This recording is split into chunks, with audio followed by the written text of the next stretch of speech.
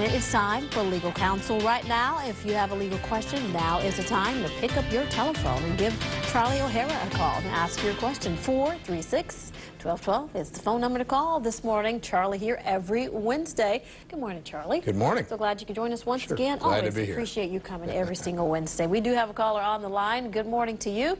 What's your question? Hi, yes. I was wondering how legally binding is a verbal contract and a handshake anymore? Well, actually, it is binding, but it depends on the circumstances.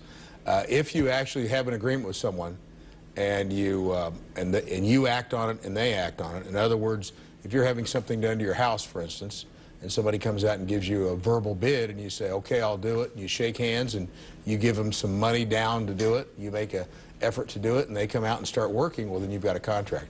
Now, the problem with things that aren't written down sometimes is they're hard to define, but as lawyers, we also know that it's very hard to define at times things that are written down because people argue about what that stuff means. Right. So it can, and it's not always a bad practice because if you have somebody you can really trust, it's probably a nice way to do business. Right. But the way we are going in society now, sometimes not everyone we can trust. You can't trust everybody.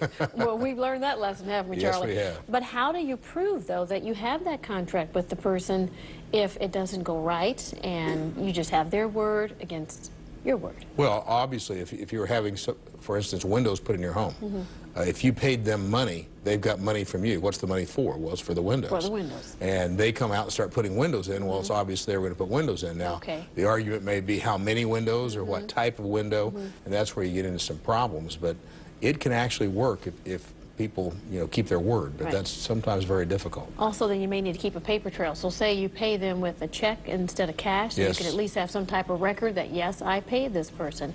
I think a check would always be best, but if you're going to pay cash, then I think what you should do is get a receipt and say what it's for. Right. All right. We're learning so much this morning. Thanks for that question. That was a good one. All right, back to the phones. Good morning. You're watching Eyewitness News. What's your question? Yes, I was wondering, Charlie, I own a home, and I have a someone that signed to borrow money, a co-borower, whatever you call it, for my house when I re-upped it so I could get things done to the house. Does that mean just because they're on the where I borrowed it from that they can just live here free of charge? I would say no. Obviously, again, we get into an agreement that people have made, but just because you're a co-borrower doesn't mean your name's necessarily going to be on the deed to the home. And if you're not on the deed to the home, well, you're going to have an interest in that house because you're part of the loan, but you're not going to have an interest probably where you can live. It's all going to depend a lot on the circumstances. Obviously, if the house became abandoned and you were on the loan for the house, you could probably get into the house because you've got an interest in the house. So whenever you do that and you have someone sign on your home, it's kind of a problem. It's probably something you should avoid if you could. Yeah, it can get very sticky in that situation. It sure can, yes. All right, we sure appreciate your calls on this Wednesday. Make sure to call us back next week, Charlie. We'll see you next Wednesday, right? All right, Thank you. Have a good day.